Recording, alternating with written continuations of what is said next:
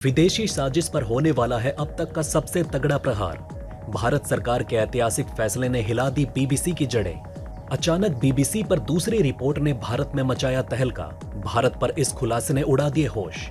अब सबका बाप बनेगा भारत। भारत की गर्जना के आगे भीगी बिल्ली बना ब्रिटेन। अचानक किस रिपोर्ट ने खोल दी दुनिया की आंखें, दिखा दी भारत की ताकत। देखे किस तरह भारत की रगों में जहर घोल रहा बीबीसी। इसलिए अब हमेशा के लिए बैन होगा बीबीसी।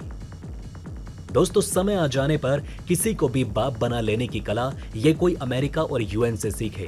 वैसे तो यूएन और अमेरिका के पास इतनी ताकत रहती थी कि ये अपना काम किसी देश को धमका कर भी निकाल लेते थे, लेकिन भारत वाले मैटर में ऐसा नहीं होता। भारत को हड़काने के लिए इनकी माँ का दूध और मिट्टी की ताकत कम पड़ जाती है, इसलिए ये भारत को ही बाप बना लेते हैं। जी हाँ दोस्तों, आपने सही सुना। भारत के आगे ये एक छोटे से बच्चे की तरह बहाना मारने लगते हैं। फिर एक बार कुछ ऐसा होता दिख रहा है जिसके बाद पूरी दुनिया को तिरंगे झंडे के तले आना पड़ेगा। कुछ ऐसा होने जा रहा है जिससे चीन और पाकिस्तान की सांसें घुटने लगी हैं। उनके गले में फंसा भारत नाम का फंदा टाइट हो रहा है। अब जल्द ही इन दोनों चालबाज देशों को दम तोड़ना होगा। अब भारत के अच्छे दिन आने वाले हैं। अब आप सोच में पड़ गए होंगे कि आखिर में ऐसा क्या चमत्कार होने वाला है जिससे अमेरिका और पूरा यूनाइटेड नेशन भारत के कदमों में आकर गिरने वाला है। और तो और चीन और पाकिस्तान भी औकात में आ जाएंगे। दरअसल दोस्तों, चमत्कार के साथ साथ ऐसा धमाका हुआ जिसने विरोधियों के चीथड़े उड़ाकर रख दिए हैं। सदियों से पश्चिम की आंखों की किरकिरी रहा भारत हमेशा से इन गोरों को चुभता रहा है। इसी क्रम में जॉर्ज सोरेस ने भारत के खिलाफ जहर उगला था। इस जॉर्ज सोरेस को लेकर कई ऐसे खुलासे हुए जिनको देखकर बड़े बड़ों के कान खड़े हो गए। जिन लोगों को लगता है कि बीबीसी और हिडनबर्ग की रिपोर्ट भारत के खिलाफ साजिश नहीं हो सकती, उन लोगों को ये वीडियो जरूर देखना चाहिए। इसके साथ ही बीबीसी पर हुए तगड़े खुलासे के बारे में जानेंगे जिसने पूरे ब्रिटेन से लेकर भारत तक को हिलाकर रख दिया। बीबीसी यानी कि ब्रिटिश ब्रॉडकास्टिंग कॉरपोरेशन ने भारतीय प्रधानमंत्री नरेंद्र मोदी को लेकर एक विवादित डॉक्यूमेंट्री बनाई है, जिसका एक भाग सोशल मीडिया पर वायरल हो गया। जिसके बाद प्रधानमंत्री नरेंद्र मोदी पर बनी इस डॉक्यूमेंट्री के विवादित होने के कारण भारत सरकार ने यूट्यूब और ट्विटर से इसे बैन कर दिया। सरकार ने बीबीसी के खिलाफ ये कड़ा कदम उठाने के लिए अपनी इमरजेंसी पावर का इस्तेमाल किया। सूत्रों के मुताबिक विवादित डॉक्यूमेंट्री के लिंक शेयर करने वाले 50 से ज्यादा ट्वीट्स को भी बैन किया गया। बीबीसी की इस डॉक्यूमेंट्री पर पीएम मोदी के खिलाफ भारत में प्रोपेगेंडा चलाने के आरोप लगे। ऐसे में अब समय आ गया है कि सरकार को भारत में बीबीसी पर तत्काल प्रतिबंध लगा देना चाहिए। ऐसा हम क्यों कह रहे हैं, चलिए समझाते हैं। दोस्तों, ब्रिटिश ब्रॉडकास्टिंग कॉरपोरेशन यानी कि बीबीसी अपना एजेंडा फैलाने के लिए विश्व भर में विख्यात है। ज्ञात हो कि कुछ समय पूर्व ही बीबीसी ने अपने एजेंडे अधीन किस प्रकार से वैश्विक स्तर पर भारत की छवि को धूमिल करने का प्रयास किया था। अब सोशल मीडिया कंपनी ट्विटर ने बीबीसी के ट्विटर हैंडल पर उसे सरकारी पैसों से चलने वाली मीडिया का लेबल दे दिया। बीबीसी के ट्विटर हैंडल के नीचे गवर्नमेंट फंडेड मीडिया यानी सरकारी पैसे से चलने वाला मीडिया संस्थान लिख दिया गया है। वहीं ट्विटर द्वारा बीबीसी को गवर्नमेंट फंडेड मीडिया का लेबल दिए जाने के बाद बवाल मच गया और बीबीसी बौखला उठा। बीबीसी ने ट्विटर के इस कदम का विरोध करते हुए कहा कि हम हमेशा से स्वतंत्र रहे हैं और आगे भी इसी तरीके से काम करना जारी रखेंगे। बीबीसी ने कहा कि वो इस मामले में ट्विटर से बात करके मामले को सुलझाने का प्रयास कर रहा है। बीबीसी ने सफाई देते हुए कहा कि हमें लाइसेंस फीस के जरिए सिर्फ ब्रिटेन की पब्लिक फंड देती है। वहीं मस्क ने भी एक ट्वीट पर रिप्लाई देते हुए कहा कि आखिर ये बीबीसी का पूरा मतलब क्या है, मैं हर बार भूल जाता हूँ। अब बीबीसी कितना स्वतंत्र है ये तो किसी से छिपा नहीं। उसकी पत्रकारिता में एजेंडा कूट कूट कर भरा होता है जिससे हर कोई परिचित हो चुका है। अक्सर ब्रिटिश सरकार का प्रोपेगेंडा चलाने का आरोप लगता रहा है।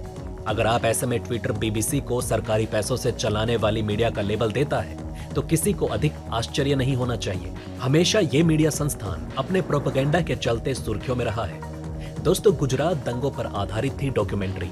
जी हाँ दोस्तों, दरअसल ये डॉक्यूमेंट्री गुजरात दंगे 2002 पर आधारित है, जिसका बीबीसी ने नाम दिया इंडिया द मोदी क्वेश्चन। इस सीरीज में बीबीसी ने पीएम मोदी को मुस्लिम विरोधी दिखाने की पुरजोर कोशिश की।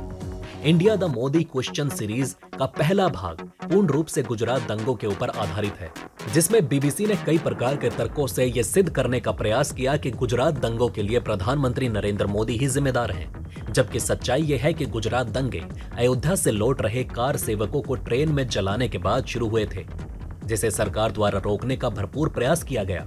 गुजरात दंगों को लेकर हुई लंबी जांच के बाद सुप्रीम कोर्ट ने प्रधानमंत्री नरेंद्र मोदी को क्लीन चिट भी दे दी है, लेकिन बावजूद इसके भारत की ओर प्रधानमंत्री की छवि धूमिल करने के लिए बीबीसी ने फेक न्यूज फैलाने का काम किया। बीबीसी के द्वारा इस डॉक्यूमेंट्री के जरिए भारत विरोधी माहौल बनाने का प्रयास किया गया, लेकिन भारत सरकार इंडिया द मोदी क्वेश्चन पर बैन लगाकर बीबीसी की भारत विरोधी मंशा पर कड़ा प्रहार कर चुकी है। ऐसा पहली बार नहीं है जब बीबीसी ने भारत विरोधी प्रचार करने का प्रयास किया हो, बल्कि इससे पहले भी बीबीसी कई बार अपने भारत विरोधी एजेंडे को हवा दे चुका है।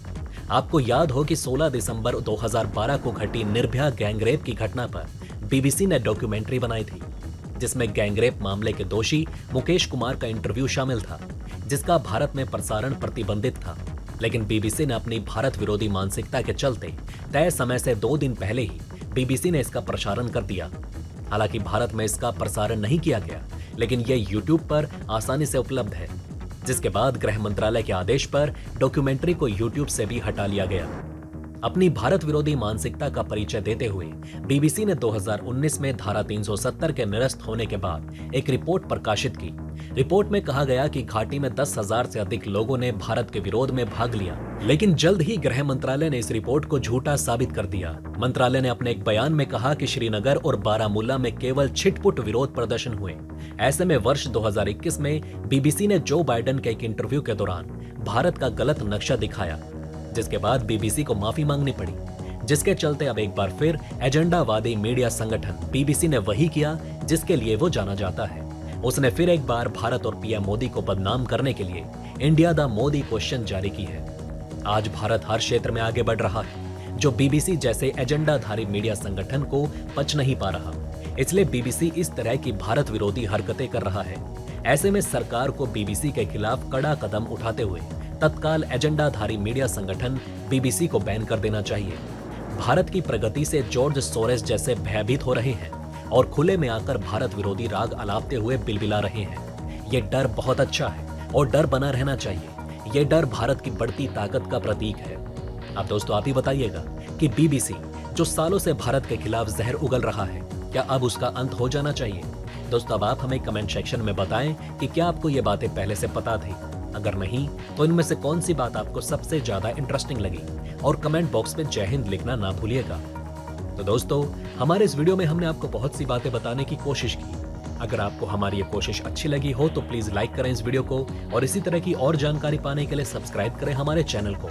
जितना हो सके इस वीडियो को शेयर करना ना भूलें। धन्यवाद।